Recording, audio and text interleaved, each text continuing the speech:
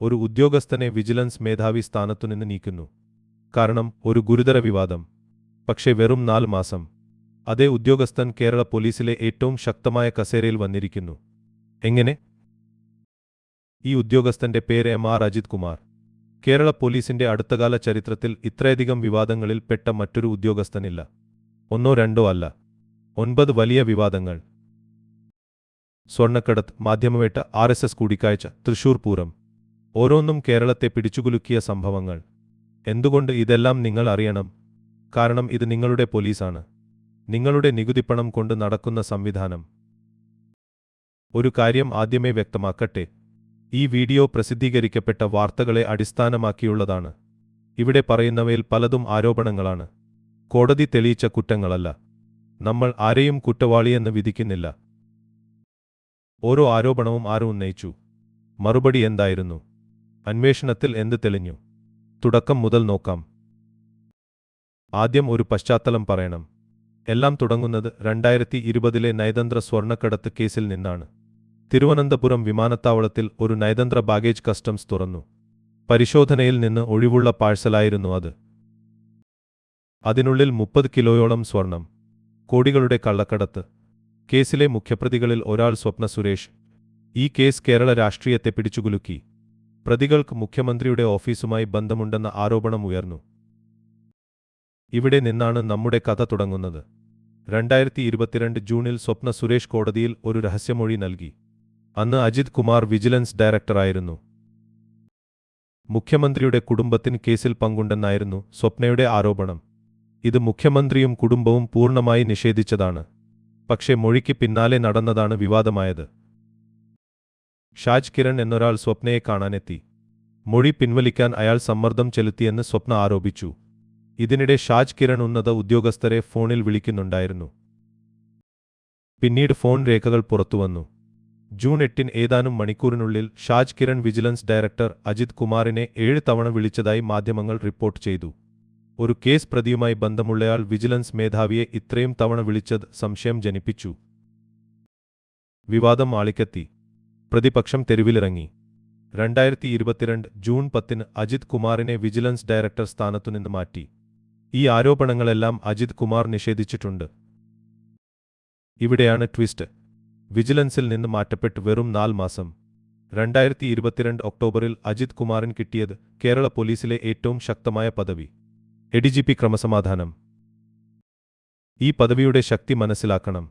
Police മേധാവി കഴിഞ്ഞാൽ സംസ്ഥാനത്തെ മുഴുവൻ ക്രമസമാധാനവും നിയന്ത്രിക്കുന്നത് ഈ ഉദ്യോഗസ്ഥനാണ്. സാധാരണ ഇത് കൊടുക്കുന്നത് വിവാദങ്ങളിൽ പെടാത്ത ഉദ്യോഗസ്ഥർക്കാണ്. വിവാദത്തിൽപ്പെട്ട ഒരാൾക്ക് ഇത്ര വേഗം ഈ പദവിയോ? മുഖ്യമന്ത്രിയുടെ ഇഷ്ടക്കാരൻ നൽകിയ സമ്മാനമാണിതെന്ന് VD സതീശനും K സുധാകരനും ആരോപിച്ചു.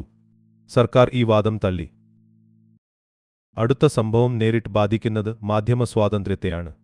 മറുനാടൻ മലയാളി എന്നൊരു ഓൺലൈൻ വാർത്താ ചാനൽ എഡിറ്റർ ഷാജൻ സ്കറിയ സർക്കാരിനെ നിശിതമായി വിമർശിക്കുന്ന മാധ്യമം. 2023 ഷാജൻ സ്കറിയക്കെതിരെ കേസെടുത്തു. CPM MLA PV ശ്രീനിജിൻ നൽകിയ പരാതിയിൽ പട്ടികജാതി പീഡന നിരോധന നിയമപ്രകാരം. പക്ഷേ കേസ് ഒരാളെ അറസ്റ്റ് ചെയ്യുന്നതിൽ ഒതുങ്ങിയില്ല. ഓഫീസുകളിലും വീടുകളിലും റെയ്ഡ് നടന്നു. 29 കമ്പ്യൂട്ടറുകൾ പിടിച്ചെടുത്തതായി റിപ്പോർട്ടുകൾ പറയുന്നു. മാധ്യമപ്രവർത്തകരെ വേട്ടയാടുകയാണെന്ന് വിമർശനം ഉയർന്നു. കേസ് സുപ്രീം കോടതിയിലെത്തി. കോടതി ഷാജൻ സ്കറിയയുടെ അറസ്റ്റ് തടഞ്ഞു. പരാമർശങ്ങൾ മാനനഷ്ടകരമാകാമെങ്കിലും അത് SC/ST നിയമപ്രകാരമുള്ള കുറ്റമല്ലെന്ന് കോടതി നിരീക്ഷിച്ചു. ഇത് പോലീസ് നടപടിയിലെ ഒരു തിരിച്ചടിയായി വിലയിരുത്തപ്പെട്ടു. അടുത്ത സംഭവം മനസ്സിലാക്കാൻ ഒരു ദുരന്തം അറിയണം. 2023 ഏപ്രിൽ 2 കോഴിക്കോട് എലത്തൂരിൽ ഓടുന്ന ട്രെയിനിൽ ഒരാൾ സഹയാത്രികർക്ക് മേൽ പെട്രോളൊഴിച്ച് തീ കൊളുത്തി. 3 പേർ മരിച്ചു. രാജ്യത്തെ ഞെട്ടിച്ച സംഭവം. പ്രതി ഷാരൂഖ് സൈഫിയെ മഹാരാഷ്ട്രയിൽ നിന്ന് രഹസ്യമായി കേരളത്തിലേക്ക് കൊണ്ടുവന്നു. പക്ഷേ യാത്രാവിവരങ്ങൾ മാധ്യമങ്ങൾക്ക് ചോർന്നു. ഇത് വലിയ സുരക്ഷാ വീഴ്ചയായി. വിവരം ചോർത്തിയത് IGP വിജയനാണെന്ന് അജിത് കുമാർ ഒരു റിപ്പോർട്ട് നൽകി. ഈ റിപ്പോർട്ടിന്റെ അടിസ്ഥാനത്തിൽ P വിജയനെ സസ്പെൻഡ് ചെയ്തു. സ്റ്റുഡന്റ് പോലീസ് കേഡറ്റ് പോലുള്ള പദ്ധതികളിലൂടെ ജനപ്രിയനായ ഉദ്യോഗസ്ഥനായിരുന്നു അദ്ദേഹം. 6 മാസത്തിനു ശേഷം P വിജയന്റെ സസ്പെൻഷൻ പിൻവലിച്ചു. അജിത് കുമാർ വ്യാജ റിപ്പോർട്ട് നൽകി തന്നെ കുടുക്കിയെന്ന ആരോപണം പിന്നീട് ഉയർന്നു. ഈ ആരോപണം അജിത് കുമാർ നിഷേധിക്കുന്നു. ഇനി ഏറ്റവും രാഷ്ട്രീയ ചൂടുള്ള വിവാദം. ഒരു ഇടതുപക്ഷ സർക്കാരിന്റെ ഉന്നത പോലീസ് ഉദ്യോഗസ്ഥൻ ആ സർക്കാരിന്റെ പ്രഖ്യാപിത എതിരാളികളായ RSS നേതാക്കളെ കണ്ടു എന്ന ആരോപണം. 2024 സെപ്റ്റംബറിലാണ് പ്രതിപക്ഷ നേതാവ് VD സതീശൻ ഇത് പുറത്തുവിട്ടത്. RSS ജനറൽ സെക്രട്ടറി ദത്താത്രേയ ഹൊസബാളെയും നേതാവ് രാം മാധവിനെയും അജിത് കുമാർ കണ്ടുവെന്ന് അദ്ദേഹം ആരോപിച്ചു. മുഖ്യമന്ത്രിയുടെ രാഷ്ട്രീയ ദൂതനായാണ് അജിത് കുമാർ പോയതെന്ന് സതീശൻ ആരോപിച്ചു. ഔദ്യോഗിക കാർ ഹോട്ടലിൽ ഉപേക്ഷിച്ച് സ്വകാര്യ വാഹനത്തിലാണ് അദ്ദേഹം പോയതെന്നും ആരോപണം ഉയർന്നു. ഇനി മറുവശം. കൂടിക്കാഴ്ച വ്യക്തിപരമായിരുന്നു എന്ന് അജിത് കുമാർ വിശദീകരിച്ചു. താൻ ദൂതനല്ലെന്ന് മുഖ്യമന്ത്രി നിഷേധിച്ചു. എന്നാൽ കൂടിക്കാഴ്ച നടന്നതായി DGPയുടെ അന്വേഷണം സ്ഥിരീകരിച്ചു. ഇത് ഓൾ ഇന്ത്യ സർവീസ് ചട്ടങ്ങളുടെ ലംഘനമാണെന്ന് കണ്ടെത്തി. അടുത്തത് കോടിക്കണക്കിന് മലയാളികളുടെ വികാരവുമായി ബന്ധപ്പെട്ടതാണ്.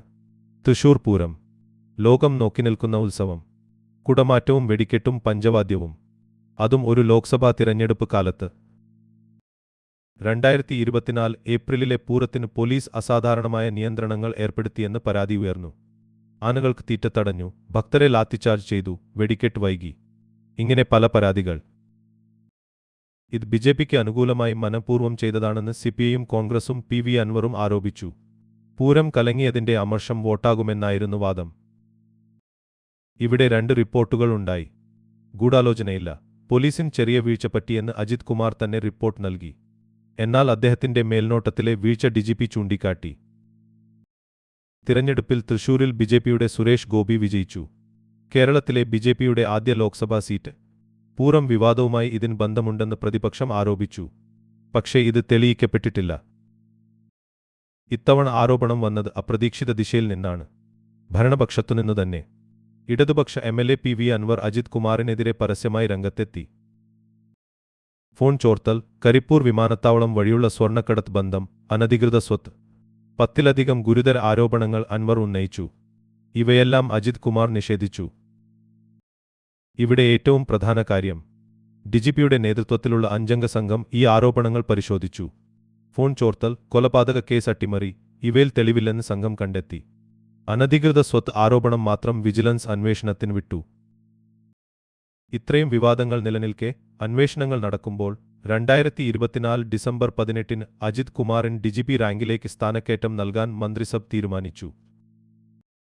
സർക്കാരിന്റെ വാദം, കേസില്ല, സസ്പെൻഷനില്ല, അതുകൊണ്ട് സ്ഥാനക്കയറ്റം തടയാൻ ന്യായമില്ല. തീരുമാനം ഏകകണ്ഠമെന്ന് മന്ത്രി GR അനിൽ പറഞ്ഞു. പ്രതിപക്ഷത്തിന്റെ വാദം, ഇത് വിവാദ ഉദ്യോഗസ്ഥൻ നൽകുന്ന സംരക്ഷണമാണ്. ഒടുവിൽ ഏറ്റവും പുതിയ വിവാദം. നവകേരള സദസ് എന്നത് സർക്കാരിന്റെ ഒരു ജനസമ്പർക്ക പരിപാടിയായിരുന്നു. മുഖ്യമന്ത്രിയും മന്ത്രിമാരും ജില്ലാ തോറും സഞ്ചരിച്ച പരിപാടി. 2023 ഡിസംബറിൽ ആലപ്പുഴയിൽ ഈ പരിപാടിക്കിടെ കറുത്ത കൊടി കാണിച്ച യൂത്ത് കോൺഗ്രസ് KSU പ്രവർത്തകരെ മുഖ്യമന്ത്രിയുടെ ഗൺമാന്മാർ മർദ്ദിച്ചെന്ന കേസ്. ഗൺമാന്മാരെ രക്ഷിക്കാൻ കേസ് ഡയറി തിരുത്താൻ അജിത് കുമാർ സമ്മർദ്ദം ചെലുത്തിയെന്നാണ് ആരോപണം. അന്വേഷണ ഉദ്യോഗസ്ഥർ പ്രത്യേക അന്വേഷണ സംഘത്തിന് ഇങ്ങനെ മൊഴി നൽകിയതായി റിപ്പോർട്ടുകൾ പറയുന്നു. ഇത് ഇപ്പോഴും അന്വേഷണത്തിലുള്ള വിഷയമാണ്. 5 പോലീസ് ഉദ്യോഗസ്ഥരെ സസ്പെൻഡ് ചെയ്തു. അജിത് കുമാർ ആരോപണങ്ങൾ നിഷേധിക്കുന്നു. അന്തിമ തീരുമാനം കോടതിയുടേതാണ്. ഇത്രയും കണ്ടു. ഇനിയൊരു സത്യസന്ധമായ വിലയിരുത്തൽ. ചില വീഴ്ചകൾ അന്വേഷണങ്ങളിൽ കണ്ടെത്തിയിട്ടുണ്ട്. പക്ഷെ പല ഗുരുതര ആരോപണങ്ങളിലും ഇതുവരെ തെളിവ് ലഭിച്ചിട്ടില്ല. പല കേസുകളും ഇപ്പോഴും കോടതിയിലും അന്വേഷണത്തിലുമാണ്. എന്തുകൊണ്ട് ഇതെല്ലാം പ്രധാനം? കാരണം നീതി നടപ്പാക്കേണ്ടവർ തന്നെ ചോദ്യം ചെയ്യപ്പെടുമ്പോൾ അത് ഓരോ പൗരനെയും ബാധിക്കും. ഇത് ഒരു വ്യക്തിയുടെ കഥയല്ല. നമ്മുടെ സംവിധാനങ്ങൾ എത്രത്തോളം സ്വതന്ത്രമാണ് എന്ന ചോദ്യമാണ്. ഒരു കാര്യം കൂടി. അജിത് കുമാർ ഈ ആരോപണങ്ങളെല്ലാം നിഷേധിക്കുന്നു. അദ്ദേഹത്തിന്റെ ഭാഗം വിശദീകരണം ലഭിച്ചാൽ ഞങ്ങൾ അത് ഉൾപ്പെടുത്തും. ആരെയും കുറ്റവാളിയെന്ന് മുദ്രകുത്തുകയല്ല ഈ വീഡിയോയുടെ ലക്ഷ്യം. ആരോപണങ്ങളും വസ്തുതകളും വേർതിരിച്ചറിയുക. അതാണ് ഈ ചാനലിന്റെ ലക്ഷ്യം. ഈ വിശകലനം ഉപകാരപ്പെട്ടെങ്കിൽ ലൈക്ക് ചെയ്യൂ, ഷെയർ ചെയ്യൂ, സബ്സ്ക്രൈബ് ചെയ്യൂ. അടുത്ത വീഡിയോയിൽ കാണാം.